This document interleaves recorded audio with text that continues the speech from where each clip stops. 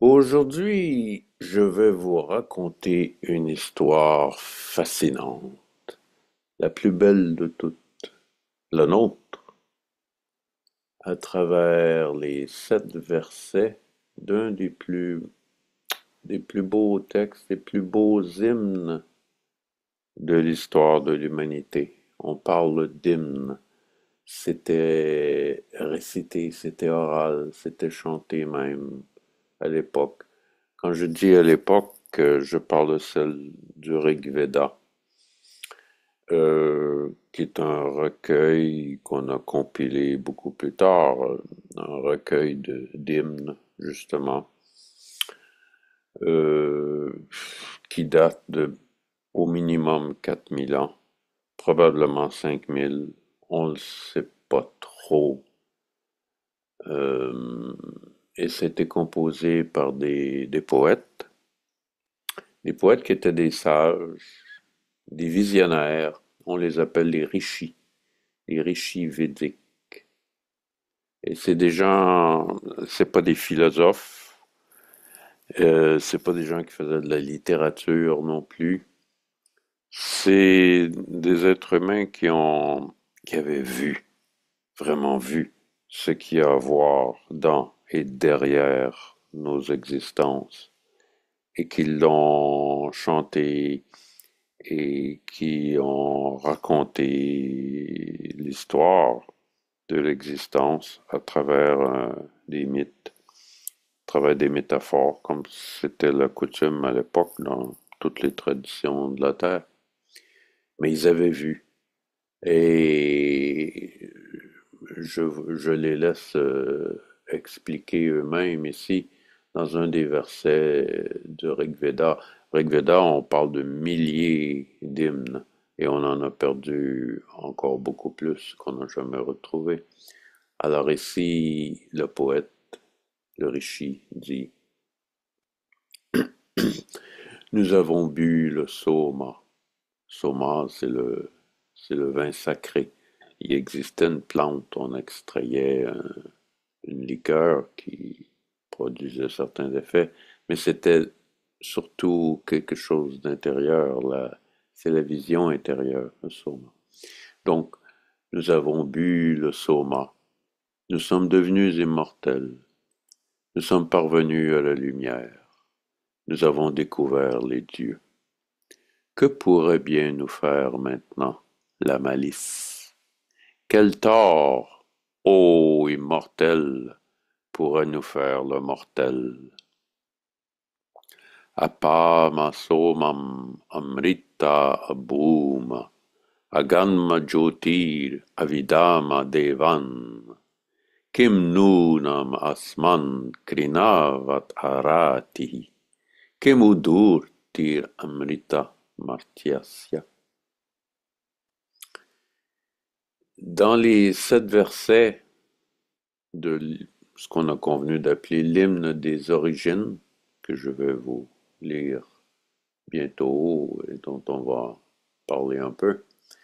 Dans ces 7 versets, chaque mot compte.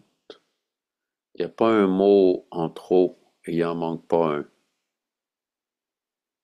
La langue, la langue védique, qui est la couche la plus ancienne du sanskrit, la plus ancienne connue, la langue est précise, alerte, riche. La langue védique était d'une richesse inouïe, même par rapport au sanskrit classique ultérieur. Les mots, on le sait, vous l'avez sûrement, certainement expérimenté dans vos vies, dans votre vie de tous les jours. Les mots, les paroles ont le pouvoir de modeler nos vies, de nous influencer. Ça peut être des armes, les mots, ça peut guérir, les mots, les paroles, particulièrement quand elles sont bien senties.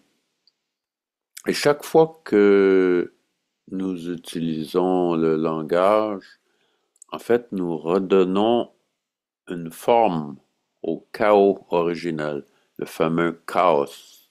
des premiers Grecs dont parlait le poète Hésiode, qui était comme disent les poètes védiques, l'étendue indistincte. Hein? Ils disaient apraketam salilam. Alors, quand on utilise les mots, les paroles, surtout les mots justes, les paroles justes, qui sont en résonance euh, avec la réalité de notre existence. À ce moment-là, à chaque fois, on fait passer le chaos de apraketam, c'est-à-dire sans forme, sans signe distinctif. On le fait passer à praketam avec une forme distincte et même éventuellement sous praketam à extrêmement lumineux avec le pouvoir d'éveiller la conscience des hommes, le pouvoir, je dirais même le pouvoir de réveiller les morts.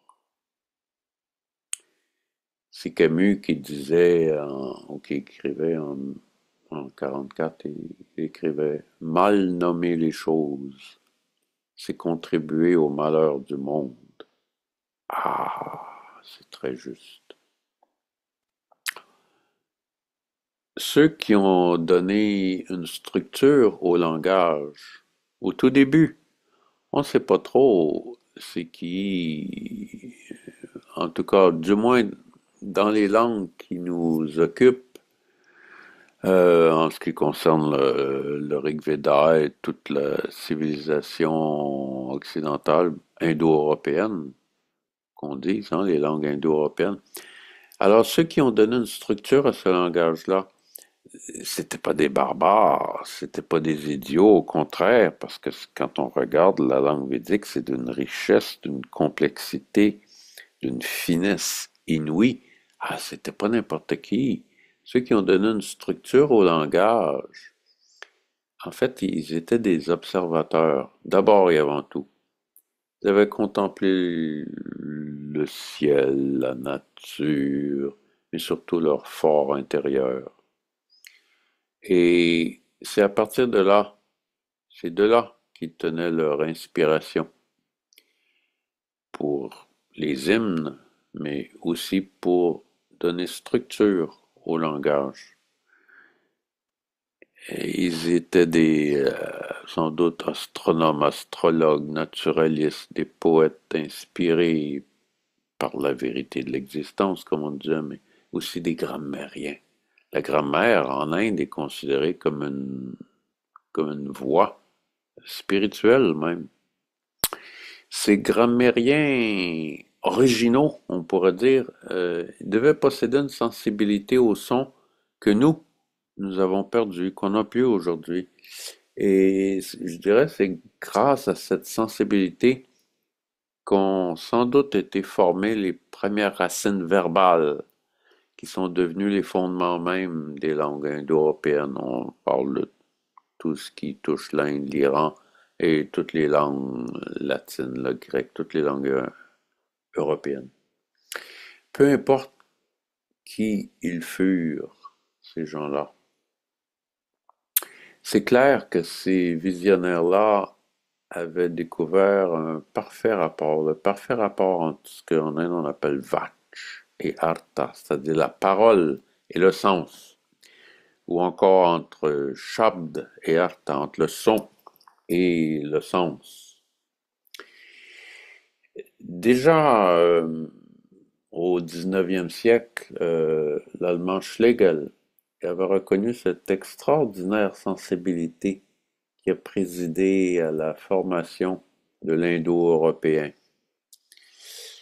Le grand philologue, linguiste, spécialiste français Michel Bréal, au 19e siècle, dans son introduction à l'ouvrage monumental écrit par Franz Bopp sur la grammaire comparée des langues indo-européennes.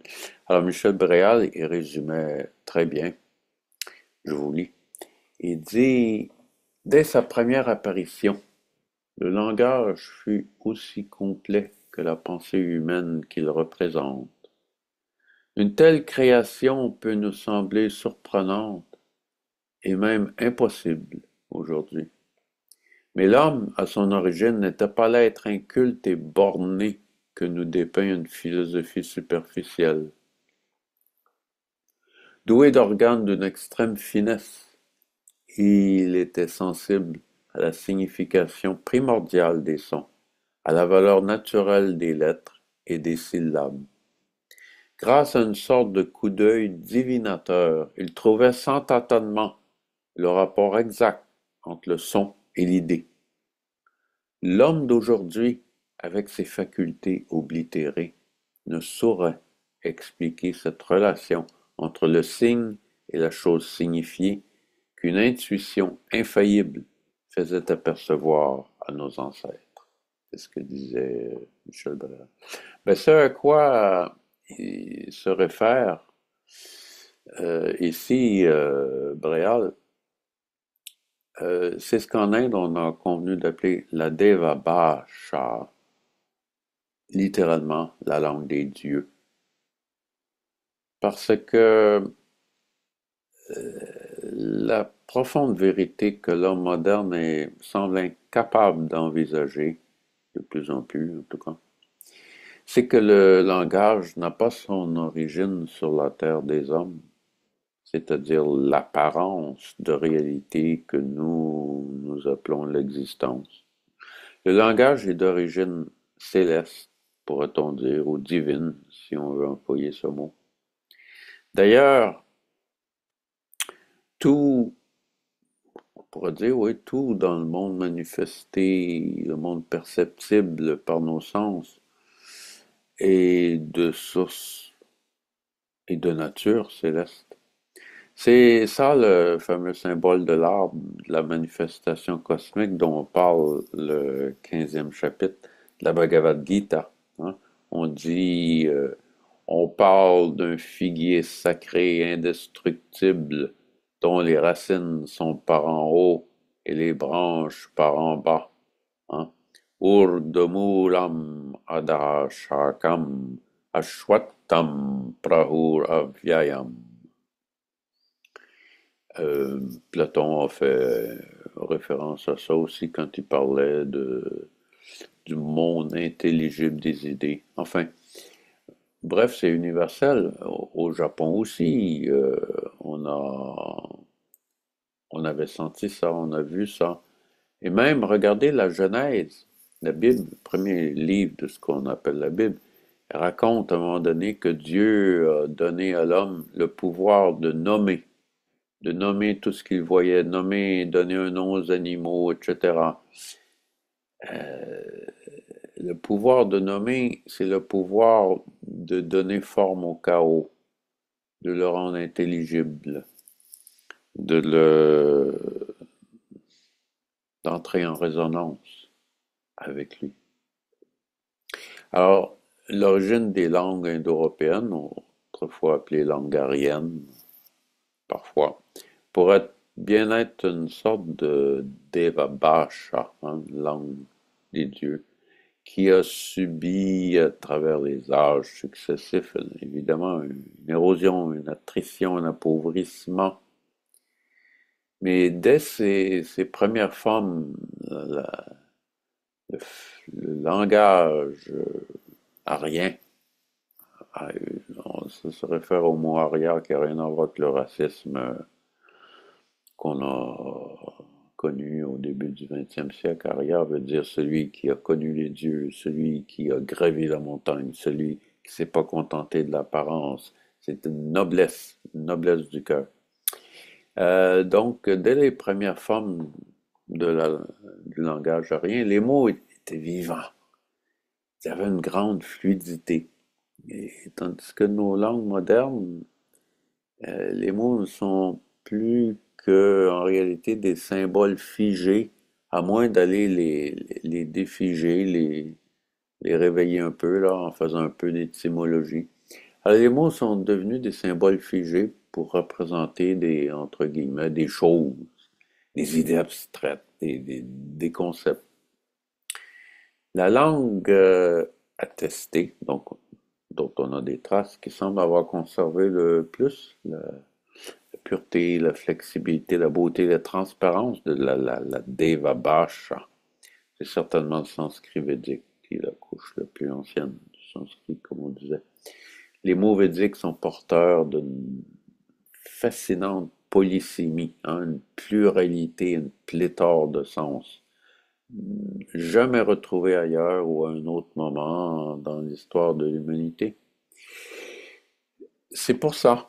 Voilà pourquoi lire et traduire les hymnes védiques demande plus que la connaissance de la grammaire. Il faut impérativement voir, entre guillemets, voir vraiment soi-même directement et être en résonance avec les visions des rishis védiques.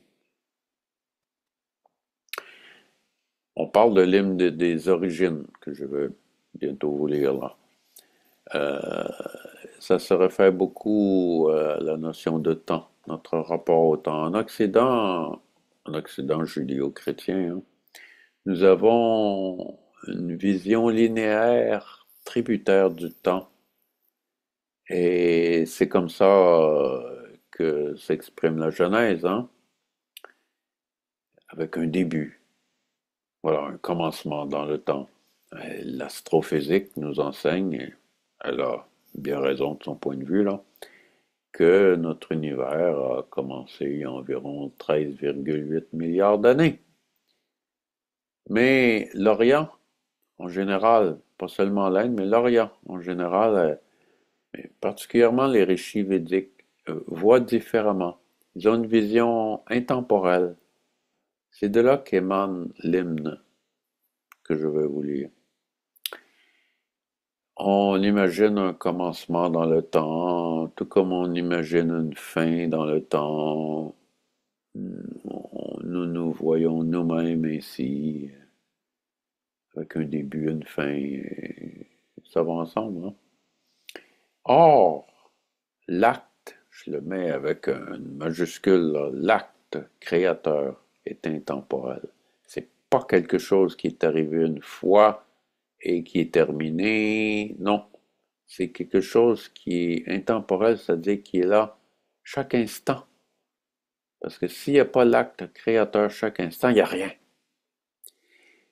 Et cet acte-là, on dit un acte, c'est un pur élan, irrésistible, une ardeur. D'ailleurs, on en parle dans l'hymne que je vais vous lire. C'est un pur élan intrinsèque, inhérent là, à l'inconcevable vers lequel font signe les hymnes védiques. C'est ça le grand mystère. Le mystère, c'est pas qu'il y ait une seule réalité. Le mystère, c'est celui de ce qu'on a convenu d'appeler la création. C'est ça qui est mystérieux. Pourquoi y a-t-il quelque chose plutôt que rien? C'est un mystère, ça. Alors, les rishis védiques, ils ont cherché, eux, ils l'ont exprimé, le lien du manifesté, ils l'ont cherché dans le non manifesté. Ça veut dire quoi? Qu'est-ce donc qui nous permet de savoir que nous existons? Qu'est-ce qui fait que moi, là, que je me vois comme une personne, supposons, je sais que j'existe, qu'il n'y a pas rien. Qu'est-ce qui me permet d'affirmer ça? Comment je le sais? Par quel pouvoir je peux le sentir, le percevoir, après l'exprimer, bien sûr. Alors, on vit au jour le jour dans une glissade du temps, hein? Il n'y a rien qu'on peut retenir. C'est un moment après l'autre, zoup, zoup, zoup. On peut rien tenir. Tout s'écoule, tout s'écoule. Cette glissade du temps, ce que j'appelle une glissade du temps dans nos vies, en réalité, c'est un indice d'irréalité de notre vision de l'existence. C'est réel, ça glisse constamment, il n'y a rien de... C'est ça que l'Inde parlait de, disait, appelait l'écoulement universel, hein, le samsara, dont ont beaucoup parlé les bouddhistes, hein, c'est du verbe sri, qui veut dire s'écouler. Alors, pour voir un commencement, pour en parler même, hein, ce qui notre vision du temps linéaire, on voit un commencement, un milieu, une fin. Même pour en parler du commencement, il faut déjà se situer en dehors de ce commencement, dans le fond, si on regarde bien. Il faut l'imaginer. Ça montre un peu qu'au fond, nous sommes déjà au-delà de ces concepts de commencement et de fin. Je vous lis les 7 versets de l'hymne védique tiré du 10e et dernier mandala au livre, l'hymne 10, 129, qu'on appelle communément l'hymne des origines. Il n'y avait alors ni le non-être, ni l'être. Il n'y avait ni espace physique, ni espace subtil au-delà de cela. Qu'est-ce qui voilait cela? Où? Qu'est-ce qui l'abritait? Qu'était l'eau impénétrable et sans fond? Il n'y avait alors ni mort ni immortalité. Il n'y avait aucun signe de la nuit et du jour. Ce un respirait sans souffle, mu par son propre élan. Autre que cela, il n'y avait rien au-delà. Au tout début, il y avait des ténèbres recouvertes de ténèbres. Tout ceci était étendu, indistinct. Cela qui, venant en existence, était couvert par le vide, ce un émergea par le pouvoir de l'ardeur. Au début, sur cela, se posa le désir, qui fut le tout premier germe de la pensée. Après avoir cherché avec attention dans leur fort intérieur, les visionnaires découvrirent le lien du manifesté dans le non manifesté. Leurs rayons, ou leur cordeau, était tendu en travers. Qui avait-il dessous? Qui avait-il déçu? Il y eut des porteurs de semences et des puissances. En bas était la puissance innée, en haut l'impulsion. Qui alors sait vraiment? Qui doit annoncer ici d'où elle est née, en cette manifestation, d'où elle est née, d'où vient ce jaillissement? Les dieux sont apparus après son surgissement. Qui sait alors d'où elle émane? Cette création, d'où elle émane, si elle est concrète ou non? Celui qui a l'œil sur elle dans l'espace le plus subtil, lui seul le sait, ou peut-être ne le sait-il pas.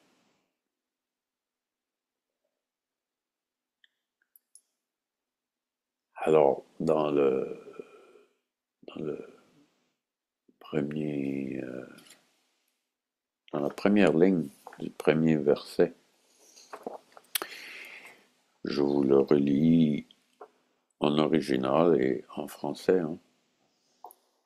Na sada sin no sada sit tadanim na sitracho no vyoma paroya kim avariva kuakasya sharman ambaha kim asit gahanam gabiram. Il n'y avait alors ni le non-être ni l'être. Il n'y avait ni espace physique, ni espace subtil au-delà de cela. Qu'est-ce qui voilait cela? Où? Qu'est-ce qui l'abritait? Qu'était l'eau impénétrable et sans fond? Voyez dans la seule première ligne du premier verset, le verbe et le substantif lié au verbe as, qui veut dire être, exister. Le poète va droit à l'essentiel.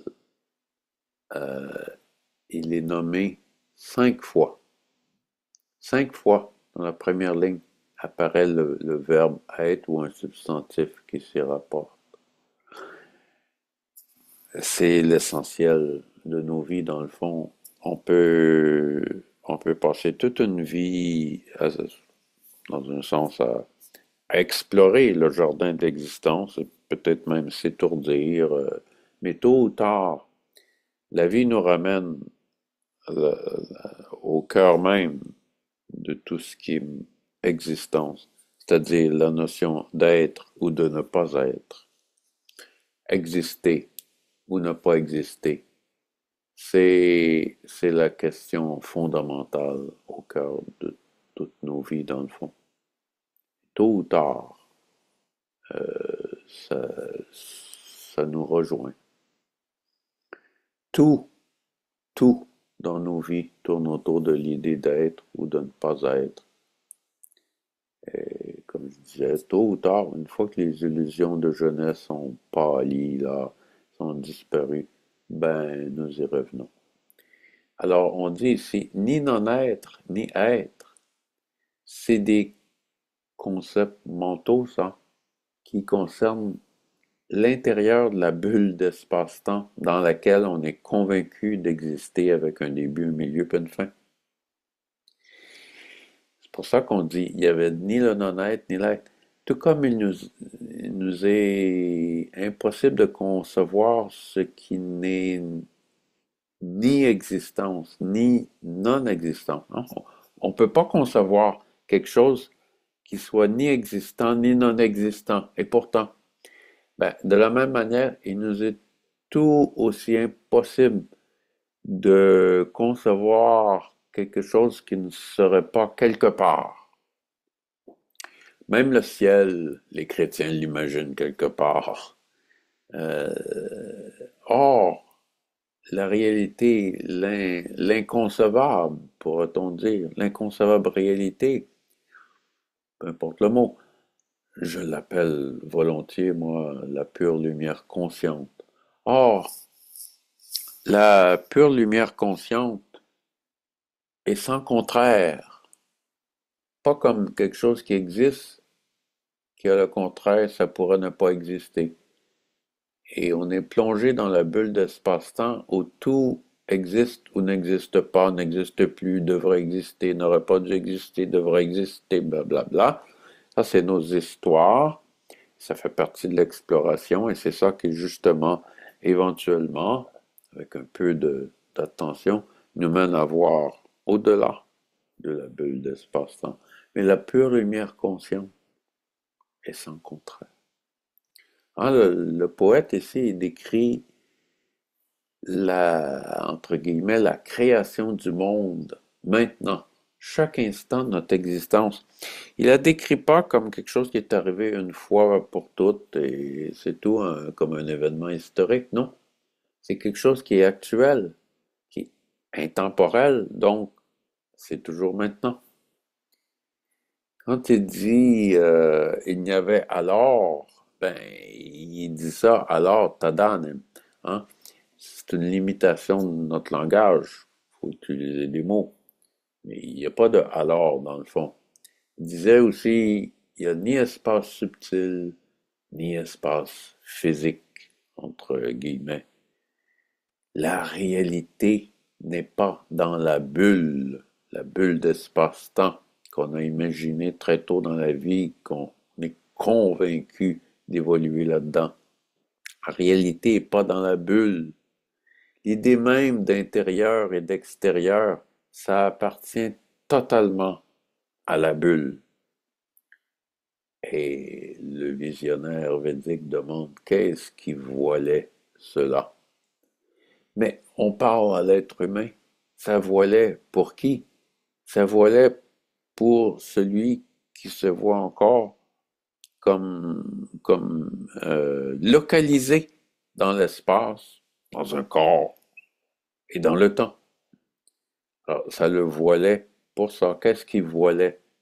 Mais ça le voilait pour l'être humain qui se voit encore dans dans sa petite personne-là, qui est une construction, qui est venue très tôt à partir des expériences des cinq sens. Et il demande qu'était l'eau impénétrable et sans fond. Hein? Gaharam, Gabhiram. dans un peu dans le même sens. On se réfère beaucoup à l'eau, même dans beaucoup de traditions, en Égypte aussi. Et la Genèse, dans la Bible, on dit l'Esprit de Dieu planait sur les eaux. Hein. Le phonème N, Na, en langue védique et ailleurs, représente les eaux cosmiques. Même les Égyptiens, le phonème Na, on le représente comme des vagues. C'est intéressant. Hein? Donc, ça dépasse les langues indo-européennes. Euh, et regardez, même l'hymne commence par Na, qui est la négation, Na, non. Et un étymologiste très intéressant, qui s'appelle Franco Rendi, qui, euh, qui a montré comment tout se tenait, Na, Ka, Eka. Ka, l'océan de lumière. Na, c'est l'océan indistinct. Eka, c'est le un. Ka, Eka. Euh, bon, on pourrait en parler longtemps. Le verset suivant dit, il n'y avait alors ni mort, ni immortalité. Il n'y avait aucun signe de la nuit et du jour. Ce un respirait sans souffle, mu par son propre élan. Autre que cela, il n'y avait rien au-delà. Namrityura sid amritam natari naratriya ana asid praketa anidavatam swadaya tadekam tasmat dhanyam napara kim chanasa. Ni mort, ni immortalité.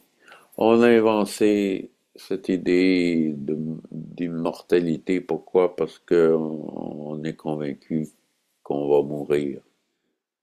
C'est complètement faux. Mais ça, il faut le voir. Pas tout de le dire, de le lire. La réalité, la nôtre, est intemporelle. Comment il pourrait y avoir deux réalités? Comment il pourrait y avoir... Vous voyez, dans notre conception judéo-chrétienne, il y a Dieu, il y a les êtres humains, les animaux, les choses. Mais comment il pourrait y avoir autre chose que Dieu? Pensez-y un peu, là. C'est invraisemblable. Ça se peut pas. Comme un peu dans le rêve. Comment il pourrait y avoir autre chose que le rêveur dans le rêve? Hey, c'est comme une magie, une création d'une histoire. C'est beau. On est plongé dans une bulle d'espace-temps dans le rêve. Eh bien, c'est pareil dans l'état de veille. On en est sorti dans le rêve. On le voit maintenant. Mais on n'est pas sorti de l'état de veille, enfin, la plupart du temps, on est des gens, on est plongé dans cette bulle, alors on ne peut pas voir de l'intérieur. Parler d'immortalité, donc, c'est encore se référer à la bulle d'espace-temps. Il n'y avait ni nuit ni jour, il disait. Hein? Héraclite disait en Grèce au sixième siècle avant notre ère, il disait s'il n'y avait pas le soleil, les étoiles, euh, s'il n'y avait pas le soleil, ça serait à cause des étoiles qu'il y aurait la nuit. Enfin, quelque chose comme ça. Autrement dit, c'est par contraste qu'on parle de nuit et du jour. C'est par contraste qu'on parle d'immortalité, de mortalité, etc. Mais la réalité n'est pas cela. C'est ce vers quoi veut nous faire signe le poète physique. Hein, il parle de l'étendue indistincte. Hein, apraketam. C'est vraiment, c'est dans le prochain verset, ça. Il n'y avait pas de signe distinctif. Donc, il ne peut pas y avoir de monde des contraires. La parfaite sérénité qui nous attend de toute façon est au-delà de tous les contraires, et elle les inclut. Et c'est vers ça que tout notre monde de contraires, de contradictions, fait signe tôt ou tard. Et tôt ou tard, on se met en marche et on regarde un peu mieux, on se frotte les yeux, on regarde un peu mieux et on perce le voile ou le paraître de l'existence. L'univers au complet, l'univers est au complet est un signe, c'est un symbole de la réalité. On est convaincu que c'est la réalité. C'est toutes des images qu'on a. Moi, j'ai étudié tellement de physique, je veux savoir c'était quoi la matière. Alors, j'ai étudié ça avec passion pendant des années. Et les protons, les neutrons, les électrons, les particules élémentaires, les champs de force et tout ça. Et parce mais je me suis rendu compte à un moment donné que tout ça, c'est des images qu'on a formées à partir des expériences des sens et de nos instruments qui sont des appendices, des extensions de nos sens. Tout ça, c'est la vitrine. C'est pas le magasin. C'est la vitrine, ce qu'on appelle l'univers. Et on le voit pas encore. Hein, ça dit que ce un, il respirait, il respirait sans souffle. Avatam, en vata. Les eaux.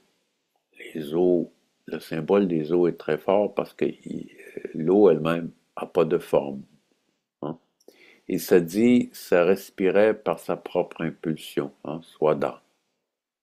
Mais surtout, on mentionne ici clairement, on dit Tadekam, ce un, on le dit avec force. Alors, cette idée que les poètes védiques voyaient des dieux partout, on a inventé l'idée de polythéisme. Non, ils le disent plus tard que les dieux sont apparus après le surgissement, donc pas avant. Et on répète ici, Tadekam, ce un, une réalité. Le verset suivant, le troisième, dit au tout début, il y avait des ténèbres recouvertes de ténèbres. Tout ceci était étendu, indistinct. Cela qui, venant en existence, était couvert par le vide. Ce un émergea par le pouvoir de l'ardeur.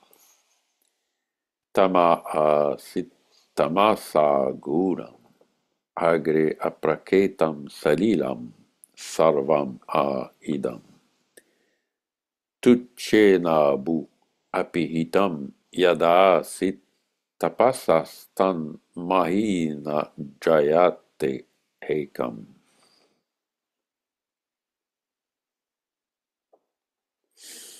Alors, il n'y avait rien à percevoir. Pure lumière consciente. Pure lumière consciente, il y a pas d'objet à apercevoir et pourtant c'est pure conscience.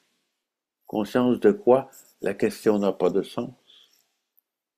Il faut raconter une histoire interne avec un début, un milieu, une fin, un observé, un observateur pour qu'il y ait quoi que ce soit à percevoir. Et c'est ça tout le grand mystère des origines, le grand mystère de la création.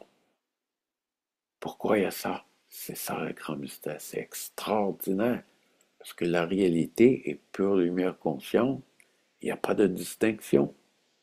Et c'est comme toute une histoire qui est racontée, l'univers. La pure lumière consciente.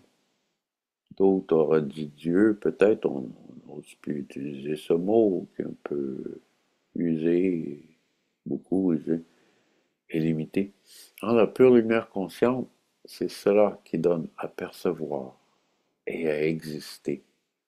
Et je vais même ajouter aussi à aimer, parce que ça vient.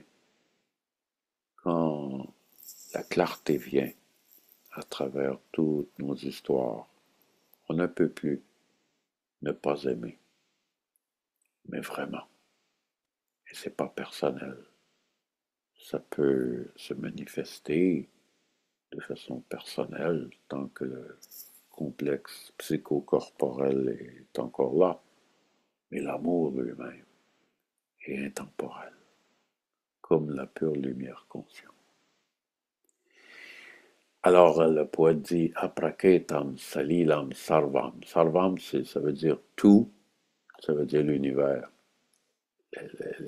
Il était étendu, indistinct. On en a parlé tout à l'heure, que le parler, utiliser les mots, le langage, c'est pas juste les mots, le langage est parlé, c'est exister en tant, en tant qu'entité qui existe. Ça fait passer le chaos, l'étendue indistincte, ça lui donne une forme. Ça raconte une histoire. Et cette histoire-là, tôt ou tard, va faire signe vers la fontaine, la source de l'histoire. Donc, nous sommes en marche, nous les êtres humains. Et l'idée, c'est d'aller jusqu'au bout, tout simplement. Allons jusqu'au bout de ce qu'on a commencé, qui est quoi? Qui est une exploration. Allons jusqu'au bout et arrêtons de nous contenter d'images usées qu'on a fait et qui sont pas réalistes, qui ne rendent pas compte de la réalité de nos vies. Et c'est ça notre difficulté à vivre, c'est qu'on essaie de se plier, s'enfermer dans des images qui sont pas réalistes. On se voit comme un individu et c'est pour ça qu'il y a la souffrance. Et non pas à cause de ce qui arrive ou ce qui n'arrive pas, mais c'est de se mettre en situation par rapport à ça constamment. Alors là, le poète dit cela qui venant en existence à bout. Hein? Donc, ça vient en existence. Voilà, l'histoire. Ça s'est manifesté par le pouvoir de l'ardeur. Hein? Tapas veut dire la chaleur, l'ardeur. C'est du feu, ce que j'appelle pure lumière consciente. C'est pas quelque chose de statique non plus, ça porte un dynamisme en soi. C'est ça le symbole que la tradition cachemirienne a beaucoup expliqué, le symbole masculin-féminin, qui est la pure luminosité et en même temps le pur dynamisme, qui est l'aspect qu'on produit féminin, d'une seule réalité, ce un, Tadekam. Donc, c'est cela qui donne à percevoir à exister et c'est ça qui fait passer de indistinct à distinct. Hein? C'est l'ardeur, l'ardeur. Et il redit encore une fois dans ce verset-là, Tadekam, ce un. C'est très clair. On parle du un. Il y a seulement une réalité. Le quatrième verset dit, au début, sur cela, se posa le désir, qui fut le tout premier germe de la pensée. Après avoir cherché avec attention dans leur fort intérieur, les visionnaires découvrirent le lien du manifesté dans le non manifesté. Kama stadagre sam avartasatadi Manasoretaha pratamam yadasit satobandum asati nirvindam ridi patishya kavayo manisha. Alors on parle du désir ici, c'est intéressant. On dit c'est le un, comment il peut y avoir le désir kama, hein, le désir. En fait, nous, les êtres humains, on est ce qu'on appelle des kamen, des êtres de désir, et ça, c'est à l'image de ce que j'appelle la pure lumière consciente. Euh, c'est drôle de parler de désir, mais c'est une ardeur, en fait. C'est sans désir, il n'y a pas aucune manifestation qui est possible, mais c'est comme une ardeur impersonnelle. C'est comme si tiens, par exemple, vous voyez quelque chose d'extrêmement beau et tout de suite, il vous vient le, le désir de l'exprimer, de le partager ou peu importe. Ce désir-là n'est pas encore personnel à cette étape-là. C'est, c'est, c'est, c'est un élan irrésistible. C'est un peu ça. Bon, toutes les comparaisons sont un peu déficientes, mais c'est un peu ça que le poète voulait dire par calme ici. Le désir, l'ardeur. C'est ça qui met en mouvement hein, quand on est stimulé. Wow! Alors on se met en mouvement. D'ailleurs, désir, desiderare. Le désir, c'est pour les étoiles, hein, les étoiles sidérales. Euh, le désir, c'est toujours pour quelque chose de plus haut. Regardez dans nos vies, quand on désire quelque chose, on veut avoir plus, on veut avoir mieux, plus durable, plus ceci, plus cela, plus grand, plus brillant. Et l'origine du mot le dit, c'est on désire les étoiles, on désire la lumière qui fait briller les étoiles. C'est ça qu'on désire dans tout ce qu'on désire. On met un sacré bout de temps avant de le reconnaître. Mais peu importe, on est là pour explorer justement. Hein. On parle de K, l'océan de lumière. Hein. D'ailleurs, calme, M, c'est le phonème dans les langues indo-européennes qui va se référer à la mesure. Même en français, ça existe encore. Mesure, M. Calme, c'est la mesure de l'océan de lumière. C'est ça dans le fond. On dit Satobandoma Sati Niravindam. Ils ont retrouvé, dans le non-être, ils ont retrouvé le lien avec l'être. Autrement dit, c'est pas dans le non-être comme tel, c'est au-delà des deux. C'est un peu ça qu'il veut dire. Et le verset dit que les rishis védiques, ils ont regardé à l'intérieur, riddhi, dans leur cœur. C'est pas un cœur sentimental, c'est leur fort intérieur. C'est là qu'ils ont regardé, parce que c'est là qu'il faut regarder. Moi, j'ai regardé à l'extérieur quand je faisais de la physique, et ça m'a tôt ou tard, à un moment donné, ça m'a fait regarder à l'intérieur. Parce que si vous regardez à l'extérieur, dans votre rêve, vous allez voir des personnages du rêve, des objets, etc. Si vous regardez à l'intérieur, entre guillemets, là, le personnage du rêve, il se demande, mais qui je suis au juste? Mais c'est quoi la réalité? Eh bien, c'est le rêveur. Et il faut regarder à l'intérieur. Le verset suivant, le cinquième, dit, leur rayon, les poètes védiques qui cherchaient là, leur rayon était tendu en travers. Qu'y avait-il dessous? Qu'y avait-il dessus? Il y eut des porteurs de semences et des puissances. En bas était la puissance innée, en haut l'impulsion. Tirashchino vitato rasmir esham adaha swid asid upari swid asid retoda asam mahimana asam swada avastat prayati parastat. Rasmi, c'est leur cordon, leur rayon pour mesurer qu'est-ce qu'il y avait en haut, qu'est-ce qu'il y avait en bas. Voyez, on parle de porteurs de semences en haut et de puissance en bas. Eh bien, c'est masculin, féminin, c'est inné, c'est même au-delà de l'être humain, au-delà des mammifères, au-delà des animaux, des plantes, tout ça. C'est inhérent à la création elle-même. On en parle ici. Il y a des porteurs de semences en haut, le ciel. On a toujours associé le ciel, en tout cas en Orient, à l'aspect masculin et la terre à l'aspect féminin. Et on dit, en haut, il y avait des porteurs de semences. Et en bas, la puissance, la Shakti, qui est féminin, masculin, féminin.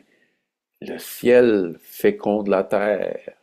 Mais on voit ça partout. Quand vous voyez la pluie, le soleil, c'est le ciel qui féconde la terre.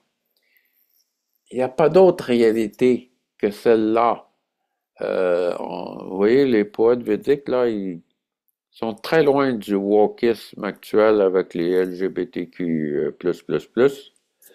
Les pères védiques n'en ont pas vu de ça. Alors le ciel, c'est l'impulsion. La terre, c'est la puissance innée. C'est très intéressant que déjà les poètes védiques associent ça à l'acte intemporel de création. Parce que s'il n'y a pas cette dualité apparente, il ne peut pas y avoir de création. Et c'est ça, encore une fois, je le redis, c'est ça tout le mystère. Comment ça se fait que la réalité est une et produit cette dualité, cette multiplicité? C'est un grand, grand, immense mystère. Dans le verset suivant, l'avant-dernier, le poète s'interroge. Il dit, qui alors c'est vraiment? Qui doit annoncer ici d'où elle est née? D'où vient ce jaillissement? Les dieux sont apparus après son surgissement. Qui sait alors d'où elle émane? Koadha Veda, dans le Veda, c'est savoir, qui sait.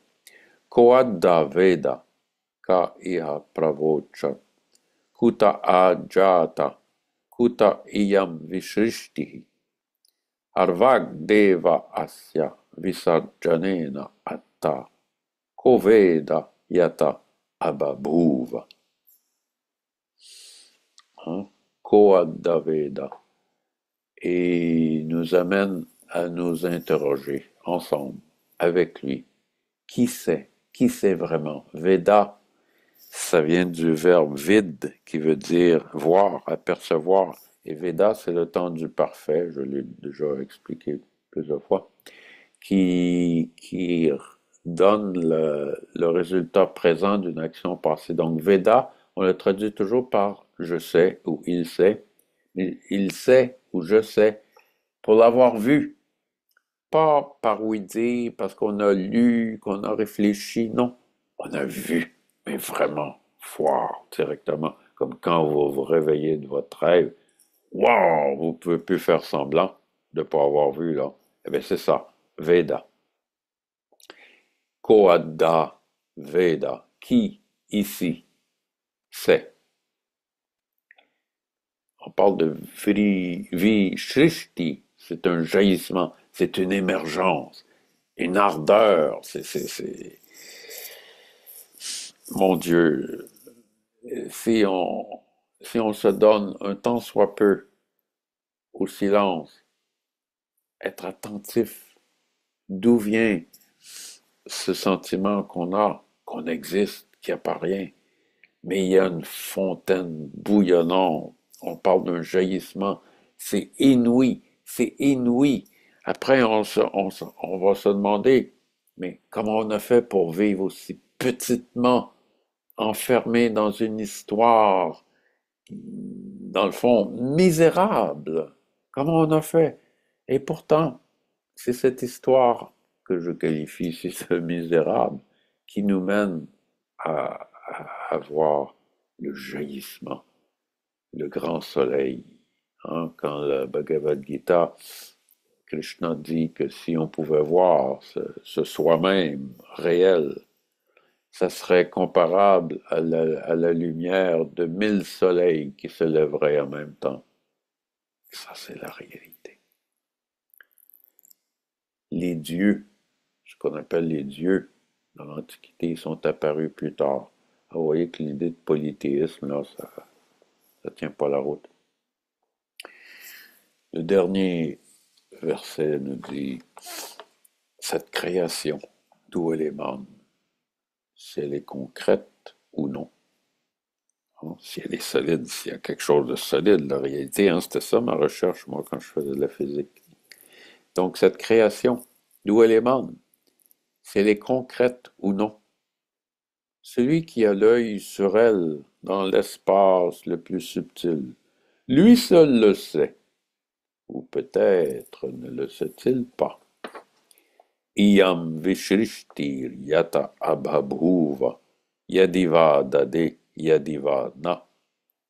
Yo asyadyakshaha parame vyoman soanga veda yadiva na veda. Voilà, le verbe da, dadé da, ça veut dire être établi, être solide. Hein? Donc, on veut savoir si cette création, elle est concrète, s'il y a vraiment des choses dans l'univers. Tout est là.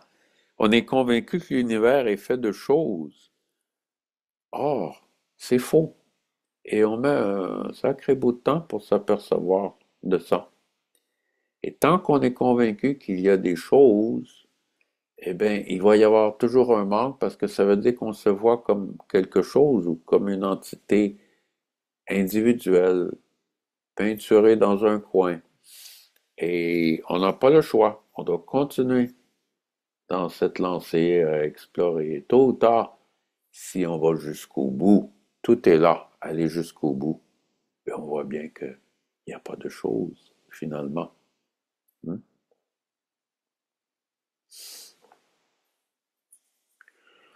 On peut donc traduire ici si cette création-là est bien fondée sur quelque chose de concret ou non.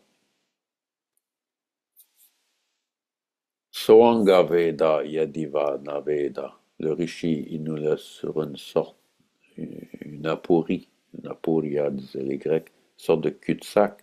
Il donne pas une conclusion. Et c'est ça la vie elle-même. L'existence ne vous raconte pas, ah, voilà la réalité. Elle dit pas ça. Elle le cache pas non plus. Mais elle ne fait que donner des signes. Tout dans nos vies sont des signes qui se réfèrent à ce qui est au-delà de la bulle d'espace-temps. Si on peut le voir, si on peut aller jusqu'au bout de nos expériences, soi-disant personnelles. Donc, ça débouche un peu comme les dialogues avec Socrate, sur une sorte de non-conclusion. Pourquoi? Parce que la vérité, on ne peut pas la dire. La vérité innommable, indicible, inconcevable. On peut juste faire signe, faire signe. Dans nos vies, il n'y a que des signes. Si on peut enfin voir les signes, écouter, au lieu de toujours bavarder et se raconter sa petite histoire, son histoire misérable. Voir les signes, parce que même l'histoire misérable, elle est remplie, truffée de signes qui, qui font signe vers la réalité. Je vous lis une dernière fois l'hymne dans l'original. Nasadāsid nosadasid tadanim nasidrajo novyoma paroya kim avariva kuakasya sharman ambaha kim asid gahanam gabhiram namrityurasid amritam natari naratriya anna asid praketa anit avatam swadaya tadekam tasmat danyam napara kim chanasa.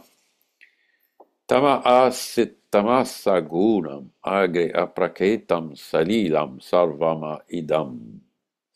Tuchenabu apihitam yadasit tapasastan mahina jaya tekam.